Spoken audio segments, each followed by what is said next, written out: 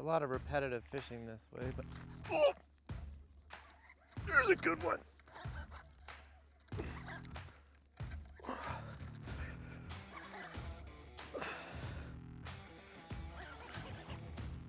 Oh yes, it's a giant.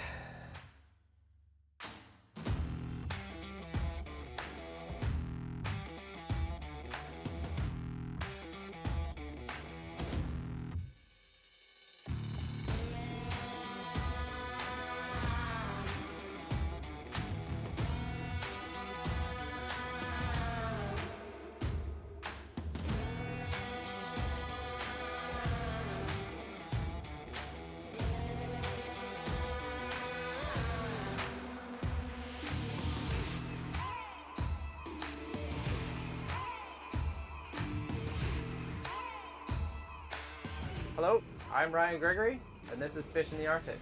Today we're in Yellowknife, Northwest Territories. We're heading out on Great Slave Lake, and we're looking for giant northern pike. It's the end of August, winter's just around the corner, and these fish should be on the feed. So we're gonna get out there and see what we can find. So let's go fishing.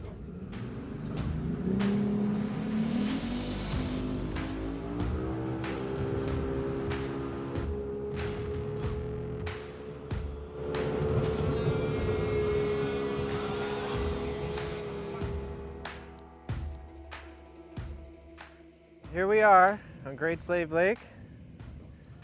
We found a giant weed bed here.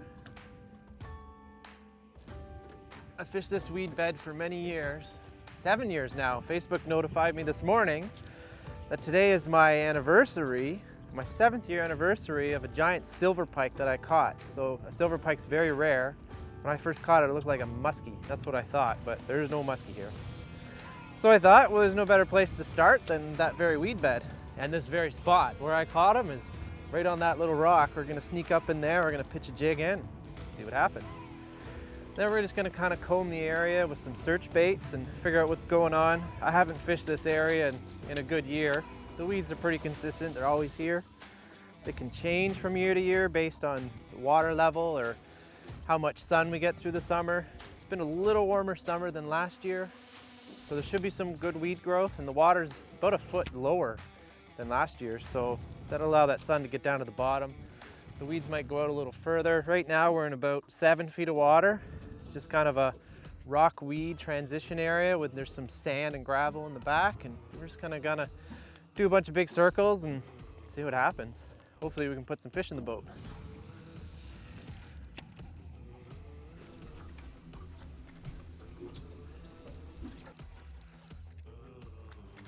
There we go. Not huge. Good one to start the day. I don't even know, does he have it? Just barely. Just hooked on the lip.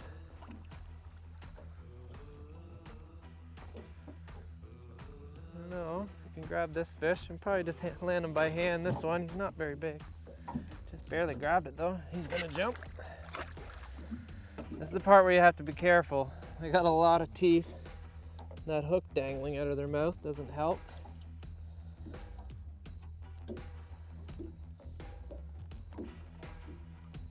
Just barely hooked him right on the tip. Just a little guy, nothing big, but it's a fish. A fish is a fish. Put him back and see if we can get another one.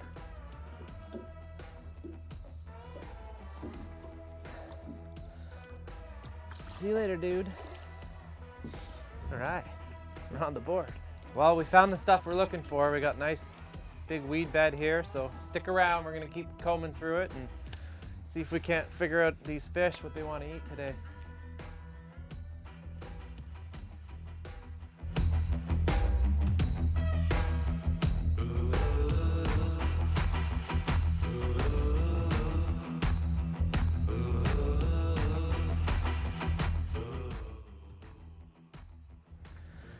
On today's episode, I've been using the Streamside Predator Elite casting rods.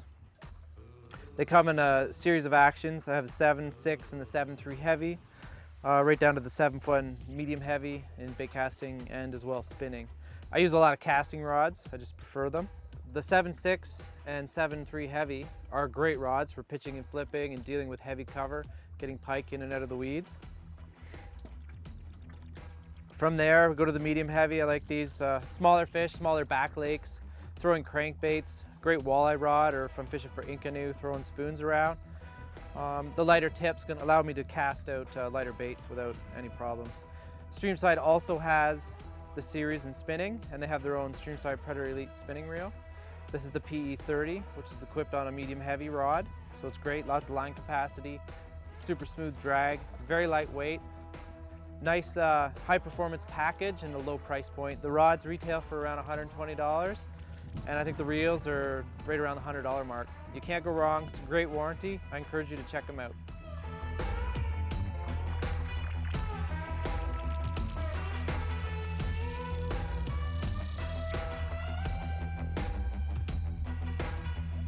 Oh, there's a good one.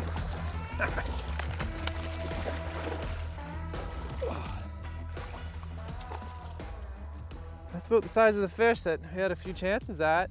She came right up, smoked that one. I don't know if she's quite 40 inches, but it's the biggest fish of the day. The most dangerous part dealing with these pikes is landing them. And doing this on your own is even a little trickier, but we got her in the net. She's still in the water, nice deep basket, keep those fish nice and safe. Fish care is very important, so yeah. She's not huge, but nicest one of the day. 36 incher. It's a good sized fish. It's a good start. Starting to figure something out. So we'll get her back in the water here. As you can see, pike aren't scared to take a great big giant bait. This bait here, when it stretches out, it's probably a good 14 inches long. It's a snack for a big pike.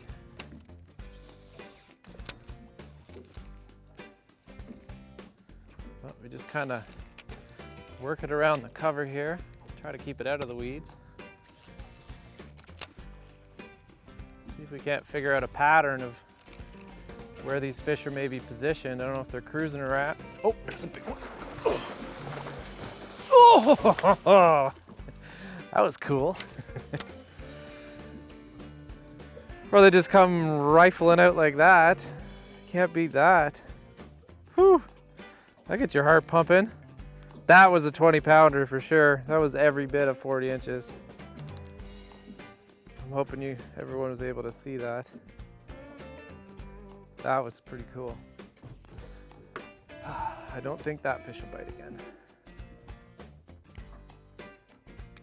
You never know though. Winter's coming. They're hungry. This bait has a little hook keeper here. That fish bent it pretty good. There we go. So it keeps that treble up nice and tight. So we're fishing around this heavy cover. This keeps you from snagging in the weeds. And this back one here, we can kind of just put it in like so.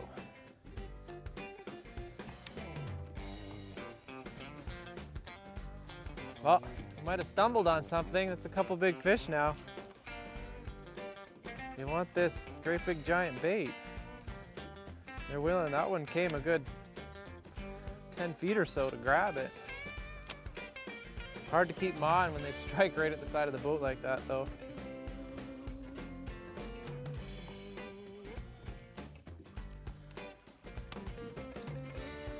But you can't land them all. Nice thing is, I can just see clump after clump after clump. We're just gonna go from one to the next and hopefully there's a big fish sitting in each one.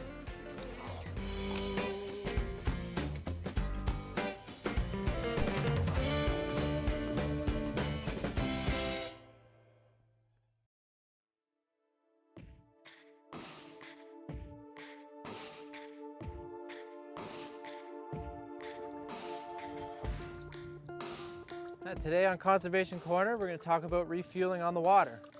Great Slave Lake is a great big body of water, and we have to carry a lot of gas with us in order to navigate it and get back home especially. Couple tips: you want to be sure that we're not going to be putting any gas in the water. So I've put the anchor down, we're stationary, we've pulled out of the wind, so we're not dealing with rough water. We got a large funnel that we're going to place in our gas tank, so it's going to make sure that it's going to capture any spills. I've got a pair of leather gloves on. I'm not going to get any gas all over my hands. I have my jerry can. It's not overfilled, and I've taped off the air valve, so I'm not going to get any splashing when I'm traveling in rough water. And I'm just going to take my time. I'm going to make sure I had a good position. I'm not going to slip. I got a good handle on the gas can, and I just make sure I hit the center of that funnel, nice and slow, so you're not splashing. And just take your time and make sure that the gas is going in your boat. And by doing all this, you're protecting our environment for future generations.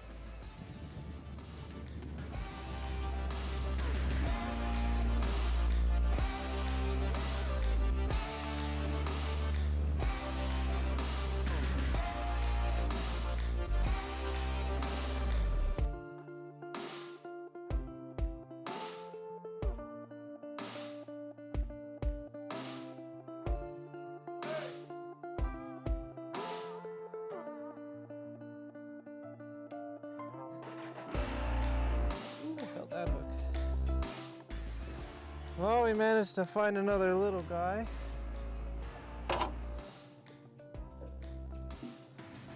Flipping a jig.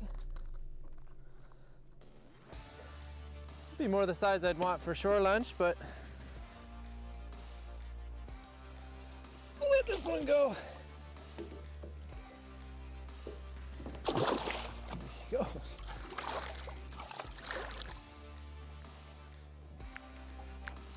Well, we're gonna move our way up to that rock, see if we can find that big silver pike. We'll be back.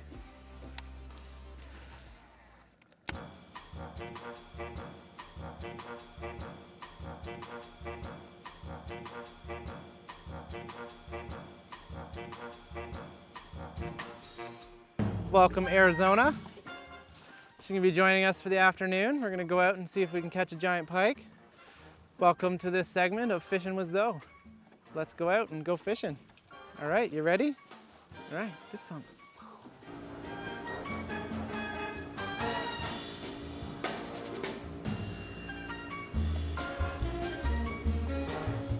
Cast her out there. Oh, you gotta open the bail.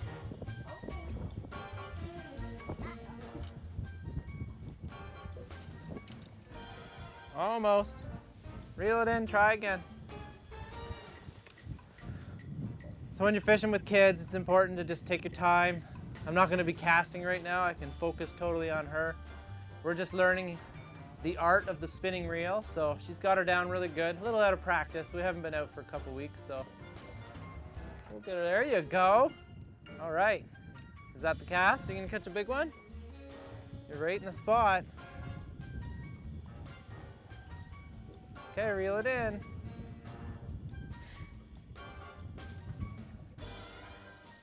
One real important thing is life jackets on. Oh, you got a fish or a weed? Oh, I think it was weeds. Yeah, that's okay. That's where the big fish live, right down in the weeds. Cast her back out there. That's okay. They'll come off. It's just a little bit. It's salad for the fish.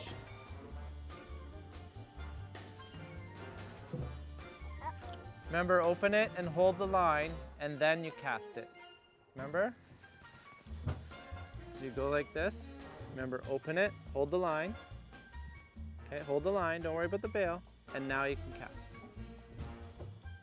Almost.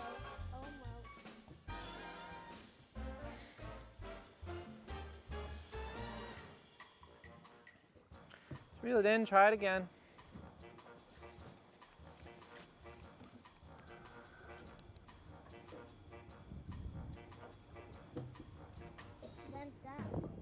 Reel it. Oh, you got one. You got a fish. All right. Oh, look at it. Okay, stop reeling. Here it is. I got a fish. Is it a little one? All right, you caught one. It's a little one. Oh, it's just a little fish. not quite as big as you. Can you hold my fish? Want to touch it?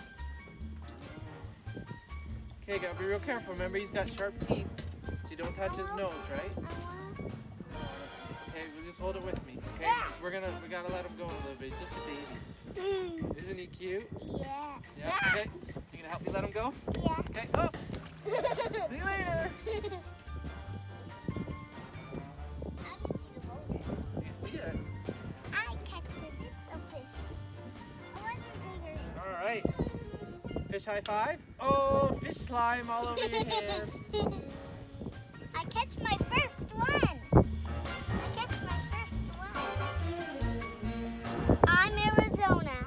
I'm fishing in the Arctic and I got my first fish. Was that funny?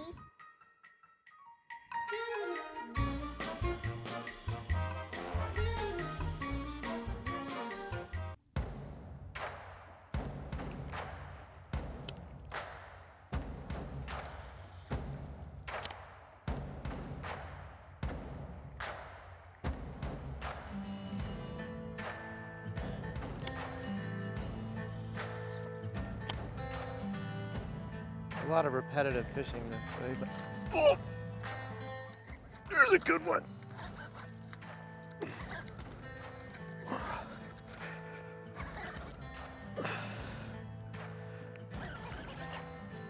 Oh yes, it's a giant.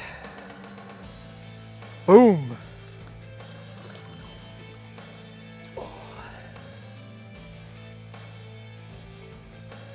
She's not even hooked. We might not even land this fish. There are 0 hooks in that fish. We've just got the line through her mouth. Got it. And the lure's just pinned on the other side of her. Now, see if I don't epically mess this up. Okay. Got her.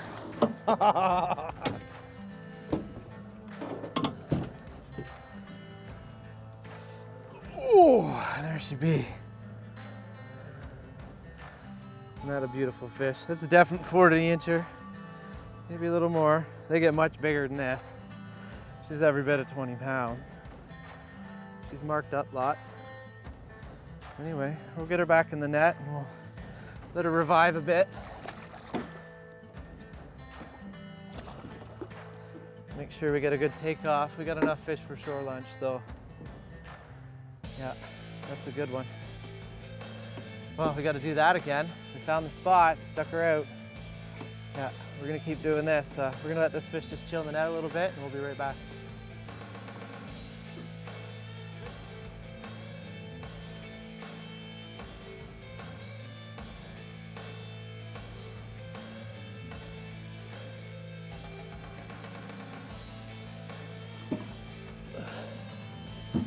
But we're gonna do our best to not fall out of the boat, but also keeping in mind that utmost care for this fish.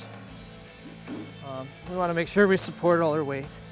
We got a quick measurement. It's gonna be quick and dirty.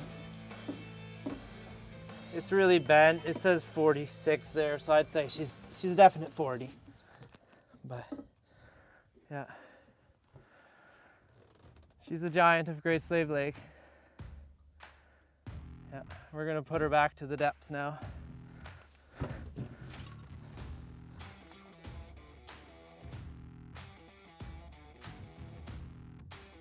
Well, that's just how it goes sometimes. Sometimes you catch them, sometimes you don't. We've caught a few quality fish. We didn't exactly smash them like crazy, like I have done lots of times at this location, but I think it's a bit early. Needs another few weeks. The temperature starts dropping, those fish will really start putting the feed bag on. We can get multiple big fish. There's definitely some here, but they're not really eating. And a lot of short strikes. They're eating that big tail. Not getting a lot of really good hookups, but that's what happens. Maybe we'll make it back here if the weather lets us, and if the lake lets us. It can get pretty nasty out here in the fall. It's the windy season, and the wind blows, we'll be stuck at home. We'll have to go fish for whitefish or something. But until next time, thanks for watching. I'm Ryan Gregory, and this is Fish in the Arctic.